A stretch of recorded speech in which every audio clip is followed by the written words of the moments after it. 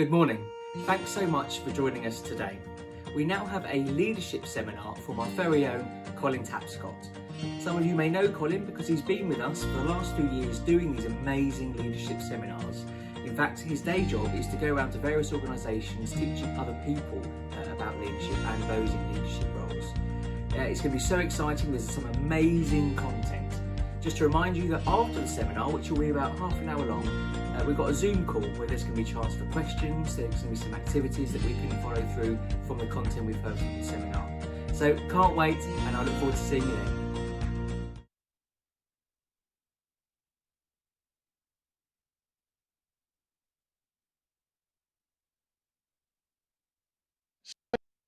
Welcome to Lemmings Young Leaders 2021. This year we're going to be looking at being influential in our leadership and how we can be influential leaders. And we're going to be looking at two key areas over this weekend. The first one is to be looking at how we can be leaders of hope. And the second one, which we'll look at tomorrow, is the language of influence. So I don't know if you've ever thought about what it is to be leaders of hope. I've got a bit of an example here that I want to show you. I want you to just have a look. Here we have a clear glass of water. And here you are, metaphorically demonstrated by a can of Pepsi Max. You see, at the moment, you have no influence on this glass of water, completely sealed. You have great potential. But of course, what we have to do, first of all, is be ready. And the second thing is just to notice how we can start to be a leader of influence when, just take a look at that. Already with just a tiny droplet, the colour has changed. And the more we allow to be leaders of influence, that's the difference that we can make. We can start to change the colour, the taste, the temperature of those around us. That's what it is to be a leader of hope. So we're going to explore what it is then to be that leader of hope. What sorts of things do we need? Now, Napoleon Bonaparte, you may not necessarily see him in the Bible because he certainly isn't, but he said something quite profound that I think is really useful. A leader is a dealer in hope. So the first thing I want us just to consider is actually, what is a dealer?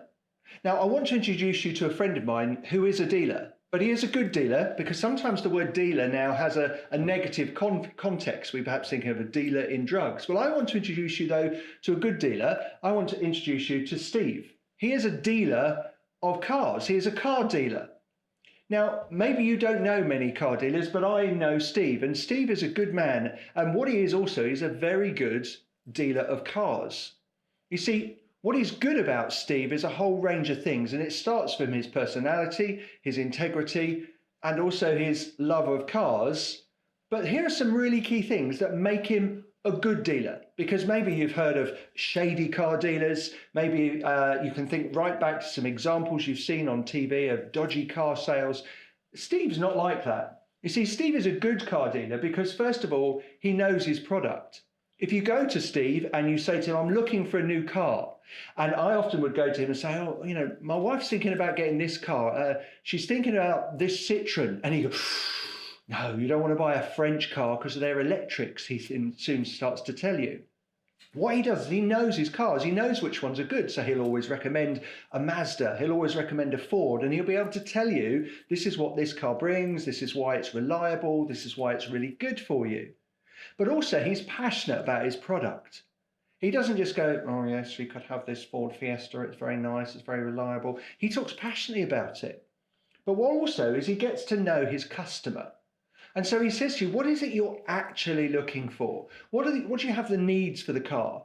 Do you need the 5 doors? What do you need them for? And he gets to really understand what you're looking for. So he's able to say, well, this is probably the best one you need.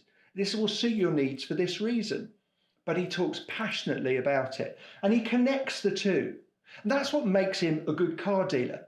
Now, it also happens he's got good character, he's got good integrity. He'll make sure he's not selling you a lemon, but he's selling you a car that will keep going and will be good for you. So that's what makes a good car dealer. Steve, a dealer of cars.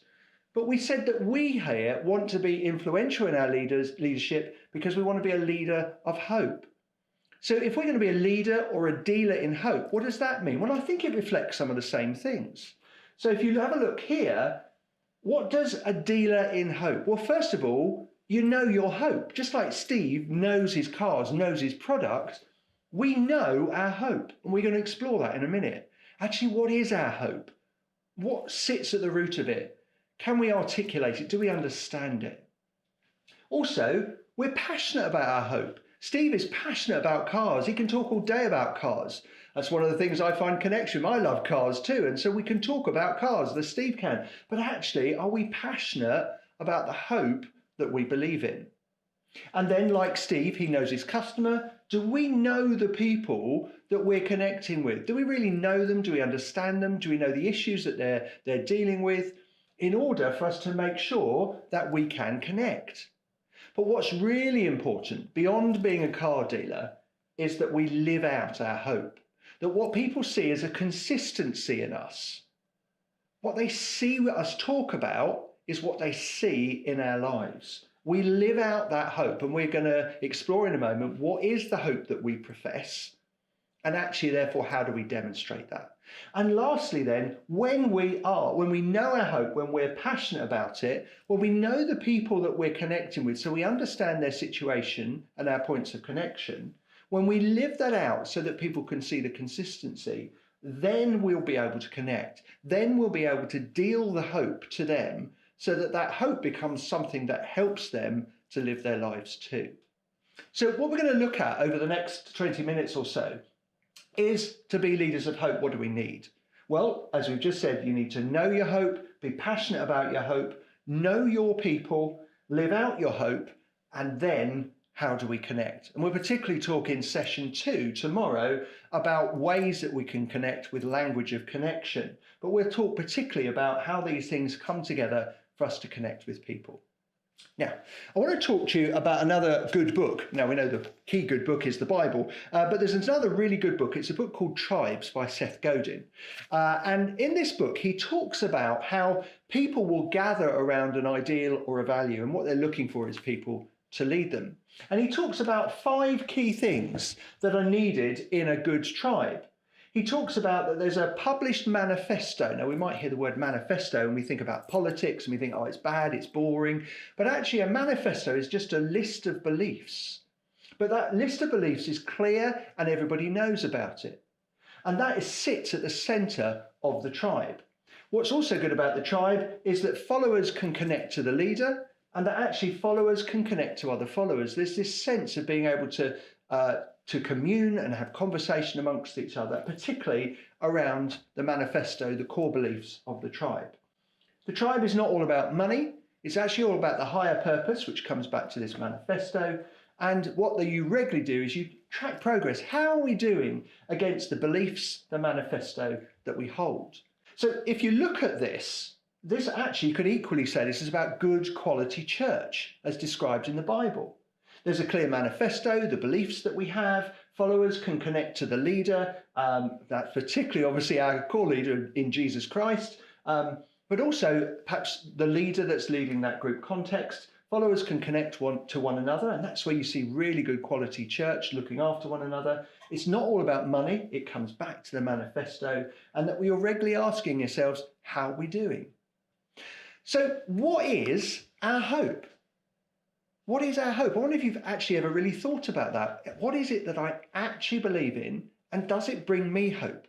Because we need to be clear on that ourselves if we have any faint hope of wanting to bring that hope to the people that we're with. Now, whether that's the people you meet with on a day-to-day basis, your friends, your family, or for many of you who work with us on Lemmings holidays and where you work with young people and with children, it's those people, we need to be able to know our hope ourselves before we can bring that to others.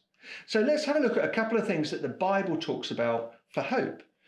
So our first one is here, Hebrews 10, verse 23. Let us hold unswervingly to the hope we profess, for he who promised is faithful. So we need to know clearly what is the hope we profess, but we've got to hold unswervingly to it. for he who promised is faithful. So there's this sense here that one of the hopes that we have is that we have a God who is faithful to us. But we need to understand clearly what sits behind all this hope. And so I want to share with you some verses that just happen to be my favourite verses in the Bible. I don't know if that's theologically correct to have favourite verses, because of course we should love the whole Bible. It's the Word of God. But for me, there are some key verses that I just think teach us so much. They teach us the real root of the gospel.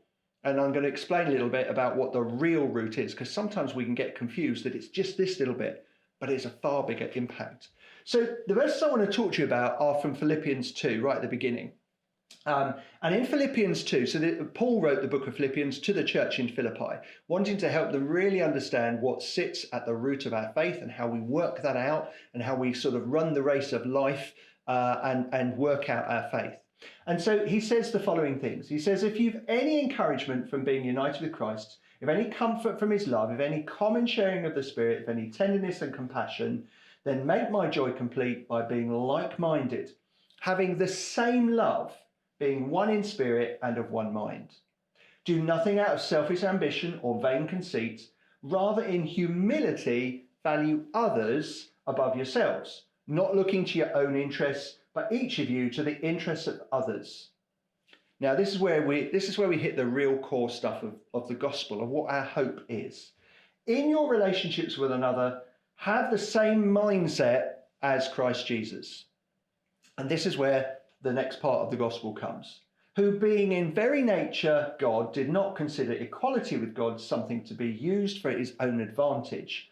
Rather, he made himself nothing by taking the very nature of a servant, being made in human likeness, and being found in appearance as a man, he humbled himself by becoming obedient to death, even death on a cross. So I think encaptured in this is our core hope. But I'm going to unpick this into some simple chunks for you to clearly understand what is our hope as Christians. And it comes down to these things. Firstly, this bit perhaps isn't particularly hopeful, but our world is broken. Our world has lots of stuff where actually lots of people are living in vain conceit, the exact opposite of what Philippians talked about. They're living selfish lives. We all do it. We all live selfish lives. And as a result of that, our world is broken. Our world is broken because we're all sinners and we all contribute to the broken parts of this world. And this brokenness, this self-interest, which the Bible talks as a sin, separates us from God. Because the whole principle is God wants a relationship with us. But he can't have the true relationship because we're too busy thinking about ourselves and it's all about me. But this is where our hope comes. There are two parts for our hope in those verses from Philippians and in what it is to be a Christian. And the first is the hope for us as individuals. In those verses, it talked about how Jesus was fully God and fully man. He was in very nature God, and he decided to not hold on to that, to give up that, to become a man, fully man, and to die in our place, even death on a cross. And the good news is that through that action, God's Spirit can live in us, because we choose instead not to just think about ourselves, but to actually start to think about the way that Jesus acted and behaved. And we can become more and more like that when we invite God's Spirit into us to start to shape and to change us. So the first hope is there's a hope for all of us as individuals, that when we recognize Jesus is fully God and fully man and died in our place, and invite God in to start shaping us rather than us shape ourselves, that's the hope for us. It's the hope for me, it's the hope for you, it's the hope for our friends that we commune with, it's the hope for the young people and the children that we work with on Lemmings holidays. But there is another really key part, which is the core aspect of what Philippians 2 talks about, which so often in Christian circles we forget.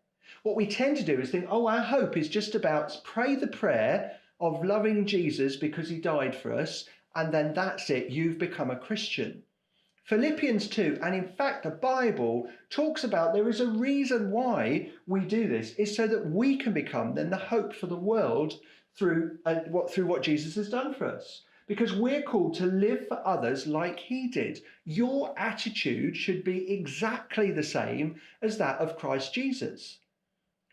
And in fact, if we just hold on to this nice little cozy Christianity bit for ourselves, if I've prayed the prayer and I've become a Christian, if we remain as sealed Pepsi Max cans, all we are is a sealed Pepsi Max can. We are not leaders of influence changing the colour and the flavour of the world in which we live. We become, Jesus is the hope for the world, but we become part of that. We outwork through God's Spirit, living like Jesus did. And so this is the hope. This is the leaders of hope. This is the influential leaders that we can be as individuals. Where we recognize this for ourselves, we get that hope for us, we can share that with people.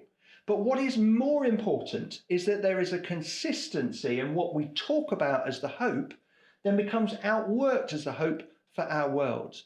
And this is the gospel. It is not just the first part, it is the second part too. So that is the hope in which we profess. We profess a hope that Jesus died for us, but we should also be consistent and show the authenticity in that is outworked in our lives. So what does that look like? Why should we be passionate about our hope?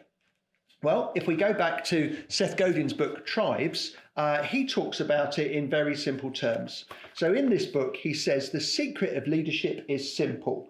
Do what you believe in, paint a picture of the future, go there, and people will follow. Do what you believe in, paint a picture of the future, go there, and people will follow. So if we're leaders of influence, if actually this Jesus relationship is such that it's influenced us, we should be doing what we believe in, which is being leaders of hope. We should be painting a picture of the future in the way that we live, showing a land of hope, not one of, well, the opposite of what hope is. It's just not good, is it? So we should be painting a picture of the future, going there, and people will follow because we will be so passionate, not just in the words that we're saying, like we might see as Steve the car dealer passionately talking about cars, but in the way we live that out too. And so what we should be doing is, as Seth Godin again talks about in the book, is actually we tell stories. He says what leaders do is they give people stories they can tell themselves, stories about the future and stories about change. So as we are living out our lives, as we are telling the story of what this hope could be, it moves from being just a story that we've told to one that is potential for them to tell as well. So if we go to Steve the car dealer, he is compelling. He is passionate about what he talks about in cars. You could potentially get excited about the most boring of cars if Steve talks about it, because you'll begin to see it in the light that he explains. But actually for us as dealers of hope, as leaders of hope, we should be talking far more than just about cars. And so what does it mean to be compelling when we're passionate? Well, here's some information around actually what is compelling. Why do people want to be influenced by what you're talking about? Well, first of all, they might begin to join it is when there's a passionate leader who models it. So if you're talking passionately about what you're doing and you're modeling it, then people will want to be part of that. Why did some of you join Lemmings Holidays as a young leader? You probably joined it because somebody was talking passionately about it and someone was showing something that you were interested about. And it probably aligns with your thinking or beliefs or passions. So for me, I haven't joined an ornithology club because I'm not necessarily passionate about that. I haven't joined other clubs, but what I am part of is something I believe passionate about. But there's joining and there's staying. And the reason you stay is because there is a sense of purpose, a positive culture, there's community and friendship. It's something that lifts you up and there's a sense of moral purpose. And so what happens here is that you've told your story and now they start to experience the story that you've talked about. They feel this sense of belonging and alignment. And so when we are passionately talking, but passionately living out, it encourages people to stay. We move from being now just a person talking about something to beginning to be a leader of influence because they want to stay. But the next level comes is when they engage. And that happens where hard work will lead to improvement. It's valuable to my goals, my future self, or to the community. What happens then is that you truly have become a leader of influence because they now too are wanting to tell the story that they've heard about. Now, Seth Godin in his book Tribes talks about 7 C's that we as leaders can do. And here they are listed here. So you've got a sense what leaders do is they challenge the status quo. The status quo, they're just the thing that's happening. And actually, this is how we do it when we're talking about our hope. Life doesn't have to be broken. The status quo is life is broken and our world can be really bad, but we're saying it doesn't have to be. We create culture around a goal. And our goal is God loves you and we love. God loved us and we love. And this, you start to create a culture around that you've challenged the status quo, that we don't have to be like that. We can create this new culture. You see, as a leader, you create curiosity and a want to change. And we start saying, well, imagine living in a world or a group of people who want to live for others. Imagine being like that. Now, leaders have charisma as well. They attract, they motivate, and that's where we're passionately talking about our life and our message and living that out. We're communicating a vision for the future. Look at the difference this could make. We commit to that vision. We're passionate. Our life and our message are authentic and they synchronize, and we are one in what we're talking about and how we're behaving. And lastly, we connect to our followers. We're saying to people, come, you can connect with us. So our next part was about, do you know your people? Do you know? Seth Godin talked about followers connect to the leader. How well do you know the people that you're around? How well do you know your friends, your family? Do you know what sorts of things they're passionate about? Do you know what things they find difficult or challenging? It's understanding that first before we bring the hope. Tomorrow we're going to talk about ways that we listen to understand and connect, and we'll talk a little bit more about doing that. If you work as a young leader on Lemmings holidays and you're working with children or young people, how well do we get to know the child or the young person we're working with before we start telling them about the hope we profess? Understanding first when they're coming from, and then we know how to connect the hope that we have. But the most important thing is, do we live hope? Now, I said earlier, one of the things about leaders is that we challenge the status quo. There is a brilliant quote in this book that I kind of want to read you, and it's all about, let me just find it here. Here it is. And what it talks about is, it says that actually a good leader is a unicorn in a balloon factory. And he says, I'm not sure if you've ever visited a balloon factory, probably not. The people who work in the balloon factory are timid, afraid even. They're very concerned about pins and needles and porcupines. They don't like sudden changes in temperature. Sharp objects are a problem as well. See, the balloon factory isn't really a place to work if you rationalise a bit. It's steady work with a bit of rush around New Year's Eve, but the rest of the time it's quiet and peaceful and not so scary. Except when the unicorns show up. At first, the balloon factory folks shush the unicorns and warn him away.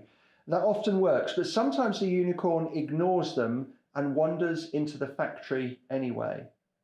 And that is when everyone runs for cover. You see, it's amazingly easy for a unicorn to completely disrupt a balloon factory. That's because the factory is organised around a single idea, the idea of soft, quiet stability.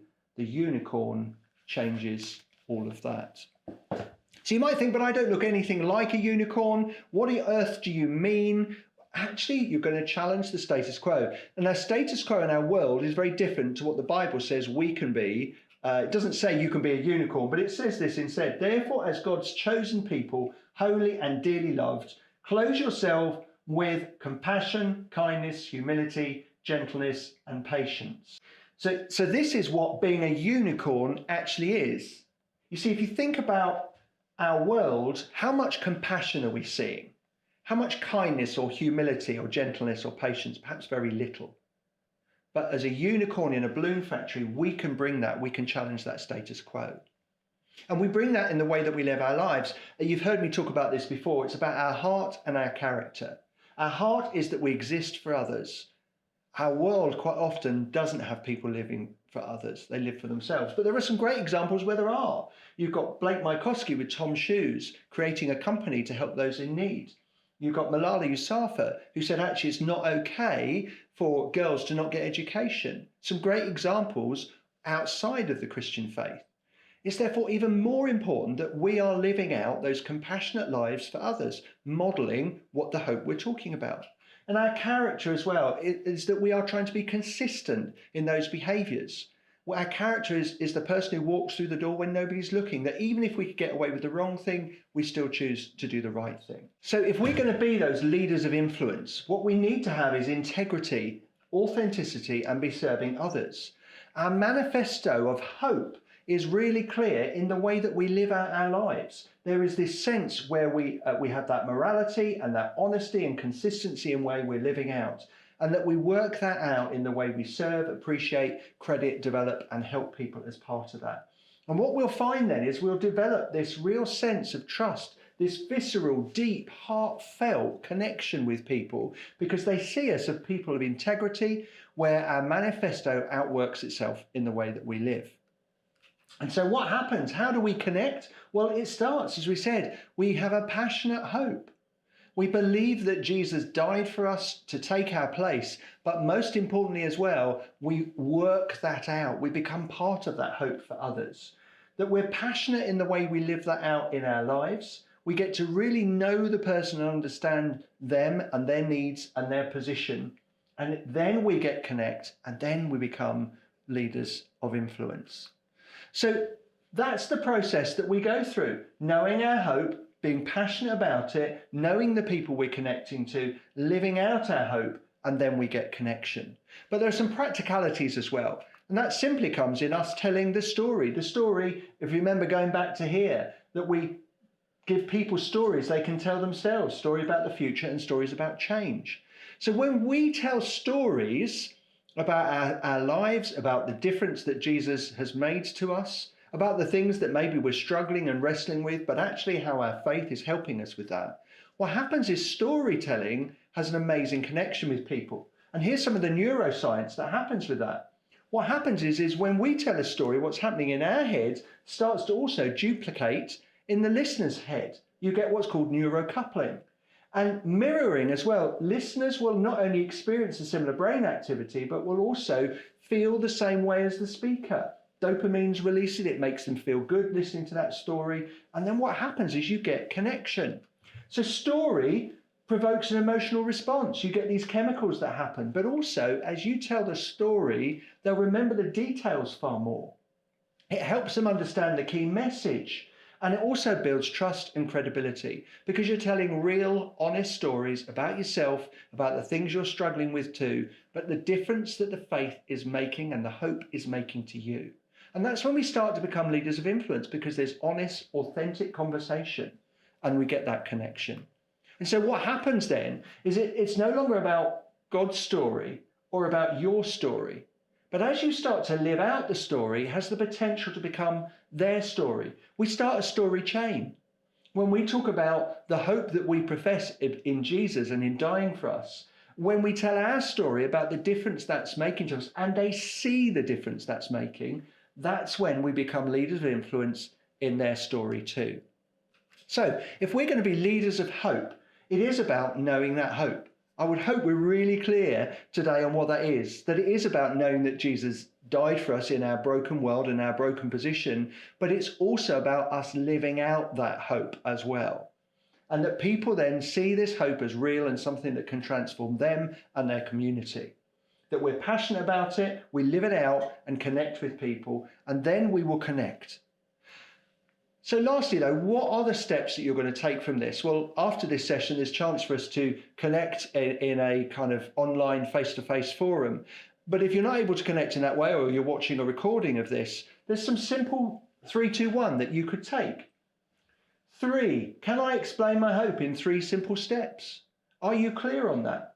If you are involved with Lemmings itself, or you work with children or young people in another context, can you explain your hope in 3 simple steps for children or young people?